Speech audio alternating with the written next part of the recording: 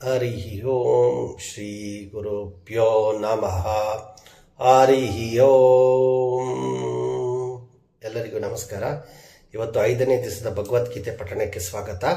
ಇವತ್ತು 14ನೇ ಶ್ಲೋಕದಿಂದ ಶುರು ಮಾಡೋಣ. ಇದುವರೆಗೂ ಏನಾಗಿದೆ ಅಂದರೆ, ದುರ್ಯೋಧನ ದ್ರೋಣಾಚಾರ್ಯರಿಗೆ ಅವ್ರ ಹತ್ರ ಯಾರ್ಯಾರು ಮಹಾವೀರರಿದ್ದಾರೆ ಅಂತ ಹೇಳಿದ್ದಾನೆ.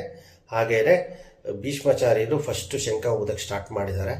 ಅವರು ಸ್ಟಾರ್ಟ್ ಮಾಡಿದ ತಕ್ಷಣ ಬೇರೆಯವರೆಲ್ಲರೂ ಕೌರವ್ರ ಕಡೆ ಸಾಂಗೋಪಸಾಂಗವಾಗಿ ಚೆನ್ನಾಗಿ ಕಹಳೆ, ಗೋಮುಖ ಮುಂತಾದ ವಾದ್ಯಗಳನ್ನ ಜೋರಾಗಿ ಬಾರಿಸ್ತಾ ಇದ್ದಾರೆ. ಈಗ ನಮ್ಮ ಪಾಂಡವರ ಕಡೆ ನೋಡೋಣ ಏನಾಗ್ತಿದೆ ಅಂತ. ತತಶ್ವೇತೈರ್ಯುಕ್ತೆ ಮಹತಿ ಸಂಜನೆ ಸ್ಥಿತೌ ಮಾಧವ ಪಾಂಡವಶ್ಚೈವ ದಿವ್ಯೋ ಶಂಕೋ ಪ್ರದದ್ಮತು. ಅನಂತರ 4 ಬಿಳಿ ಕುದುರೆಗಳನ್ನು ಹೂಡಿದ್ದ ಮಹಾರಥದಲ್ಲಿ ಕುಳಿತ ಶ್ರೀಕೃಷ್ಣನು ಪಾಂಡುಪುತ್ರನಾದ ಅರ್ಜುನನು ತಮ್ಮ ದಿವ್ಯ ಶಂಖಗಳನ್ನು ಊದಿದರು. ಸೊ ಅವ್ರು ಊದ್ತಾ ಇದ್ದಾರೆ. ನಾನು ಹೇಳೋದಲ್ಲ, ತುಂಬ ಎಕ್ಸೈಟ್ಮೆಂಟ್ ಸ್ಟಾರ್ಟ್ ಆಗ್ಬಿಡುತ್ತೆ. ಸೊ ಅವ್ರ ಕಡೆ ಅವರು ಊದ ತಕ್ಷಣ ಇವ್ರ ಕಡೆ ಇವರು ಊದಕ್ಕೆ ಸ್ಟಾರ್ಟ್ ಮಾಡ್ತಾರೆ ಶಂಖಾದಿಗಳನ್ನ. ಪಾಂಚಜನ್ಯಂ ಋಷಿಕೇಶೋ ದೇವದತ್ತಂ ಧನಂಜಯ ಪೌಂಡ್ರಂ ದದ್ಮೋ ಮಹಾಶಂಕಂ ಭೀಮಾಕರ್ಮ ಯುಕೋದರಃ. ಶ್ರೀಕೃಷ್ಣನು ಪಾಂಚಜನ್ಯವನ್ನು, ಅರ್ಜುನನು ದೇವದತ್ತವೆಂಬ ಶಂಖವನ್ನು ಊದಿದರು. ಉಗ್ರವಾದ ಕಾರ್ಯವನ್ನೆಸಗಬಲ್ಲ ಭೀಮಸೇನನು ಪೌಂಡ್ರವೆಂಬ ದೊಡ್ಡ ಶಂಖವನ್ನು ಊದಿದನು. ಸೊ ಈಗ ಅವರವ್ರ ಶಂಖದ ಬಗ್ಗೆ ನೋಡ್ಕೊಳ್ಳೋಣ. ಈಗ ಶ್ರೀಕೃಷ್ಣನ ಶಂಖದಷ್ಟು ಪಾಂಚಜನ್ಯ, ಇದು ಎಲ್ಲರಿಗೂ ಗೊತ್ತಿರುತ್ತೆ. ಈ ಪದ ಅಂತೂ ತುಂಬ ಜನ ಕೇಳಿರ್ತಾರೆ. ತುಂಬ ಅಪರೂಪ ಯಾರು ಪಾಂಚಜನ್ಯ ಅಂದರೆ ಏನು ಅಂತ ಕೇಳದೇ ಇರೋರು. ಇದೇನು ಅಂತ ಗೊತ್ತಿಲ್ಲದೆ ಇರ್ಬೋದು, ಬಟ್ ಪಾಂಚಜನ್ಯ ಅನ್ನೋ ವರ್ಡ್ ಮಾತ್ರ ಸುಮಾರು ಜನ ಕೇಳೇ ಇರ್ತಾರೆ. ಆದರೆ ಅರ್ಜುನಂದು ಯಾವುದು ಶಂಖ ಅಂತ ಅಷ್ಟು ಜನಕ್ಕೆ ಗೊತ್ತಿರಲ್ಲ. ಸೊ ಅರ್ಜುನನ ಹತ್ರ ಶಂಖದ ಹೆಸರೇನು? ದೇವದತ್ತ. ಓಕೆನಾ? ಹಾಗೆ ನಮ್ಮ ತುಂಬ ತುಂಬ ದೊಡ್ಡ ಉಗ್ರ ಕಾರ್ಯಗಳನ್ನೆಲ್ಲ ಮಾಡೋಕ್ಕೆ ಶಕ್ತಿ ಇರುವಂಥ ಭೀಮಸೇನ, ಅವನ ಶಂಖ ಏನಂತ ಬರೆದಿದ್ದಾರೆ? ದೊಡ್ಡ ಶಂಖ ಅಂತೆ. ಅಂದರೆ ಯೋಚನೆ ಮಾಡಿ, ಅವನ ಭೀಮ ಅಂದ್ರೇ ಭೀಮಕಾಯ, ತುಂಬ ವೆಲ್ ಬಿಲ್ಟ್, ಆಯಿತಾ? ಸೊ ಅಂಥವನು ತುಂಬ ದೊಡ್ಡ ಶಂಖನೇ ಊದ್ತಾ ಇದ್ದಾನೆ. ಸೊ ಬೇರೆಯವ್ರ ಕಂಪೇರ್ ಮಾಡಿದ್ರೆ ಪಾಂಚಜನ್ಯ ದೇವದತ್ತಗೆ ಇವನ ಶಂಖ ತುಂಬ ದೊಡ್ಡದಾಗಿರುತ್ತೆ. ಆ್ಯಂಡ್ ಅವನು ಆ ಶಂಖನ ಓದ್ತಾ ಇದ್ದಾನೆ. ಆ ಶಂಖದ ಹೆಸರು ಪೌಂಡ್ರ ಅಂತ. ಓಕೆನಾ? ಚೆನ್ನಾಗಿದೆ ಹೆಸರು.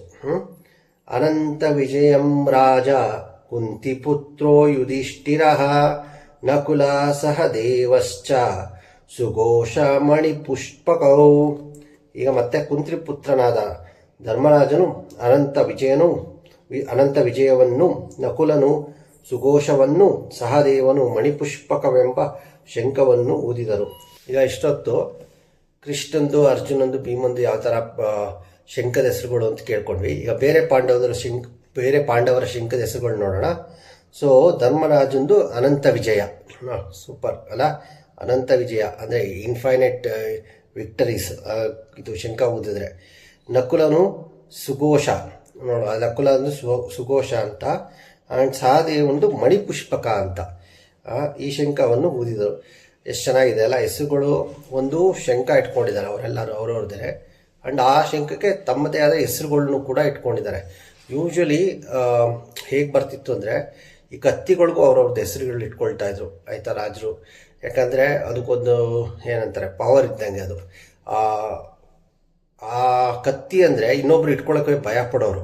ಅಂದರೆ ಒಂದು ಕತ್ತಿ ಎಷ್ಟೋ ಯುದ್ಧ ಮಾಡಿ ವಿನ್ ಆಗಿದೆ ಅಂತ ಹೇಳಿದ್ರೆ ಅವ್ರ ವಂಶಜರು ಆ ಕತ್ತಿ ಮುಟ್ಟಕ್ಕೆ ಎದುರ್ಕೊಡೋರು.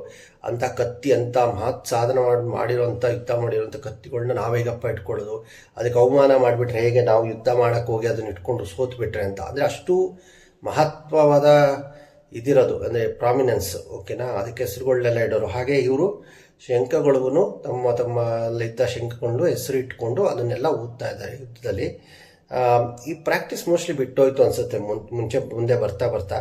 ಯಾಕಂದ್ರೆ ನಾವು ಆಮೇಲೆ ಈ ಥರ ಶಂಖ ಊದ್ತಾ ಇದ್ರು ಅನ್ನೋದು, ಅದೇ ಇಂಡಿವಿಜುವಲ್ ಶಂಖ ಊದ್ತಾ ಇದ್ರು ರಾಜರುಗಳು ಅನ್ನೋದು ನಾವು ಅಷ್ಟು ನೋಡಲ್ಲ, ಅಥವಾ ನನಗೆ ಗೊತ್ತಿಲ್ಲ.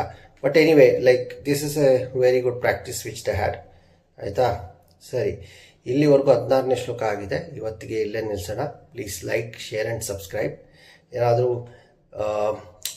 ಚೇಂಜಸ್ ಮಾಡಬೇಕು ಅಂದರೆ ಕಾಮೆಂಟ್ ಮಾಡಿ, ಅಥವಾ ಅಪ್ರಿಷಿಯೇಟ್ ಮಾಡಬೇಕು ಅಂದ್ರೂ ಕಾಮೆಂಟ್ ಮಾಡಿ. Thank you.